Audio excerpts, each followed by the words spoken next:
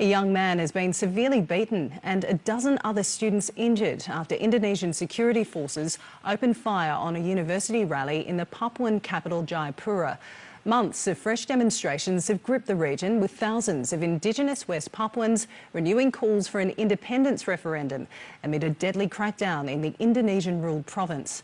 And a warning to some viewers that the following story contains distressing images. This is Yakubus Guam, a 27-year-old Papuan student allegedly beaten by Indonesian security forces. One of 13 university students injured in the Papuan capital Jayapura yesterday. They claim Indonesian troops opened fire to disperse a peaceful rally involving around 20 students. This is live round. West Papua is becoming a more hunting ground by special forces. Martial law is imposed in West Papua. Despite a heavy military presence in the region and the threat of COVID-19, demonstrations reignited in July, with thousands renewing calls for an independence referendum. A vote that has eluded them for more than half a century, an uprising last year quelled by thousands of armed troops. The action will continue in West Papua. We are calling on our Melanesia and Pacific leaders to upgrade its resolution to save the people of West Papua free from the colonial power.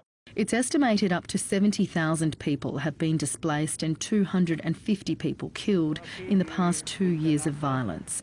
On Monday, reports an army operation in Intan Jaya province killed this church worker, and a 6-year-old was also shot. This operation is related to their expansion of the gold-rich block called Wabu block. The pandemic now an added distraction on the diplomatic front. Most things have kind of stayed where they are, and not just COVID, but the increased geopolitical tension in the region.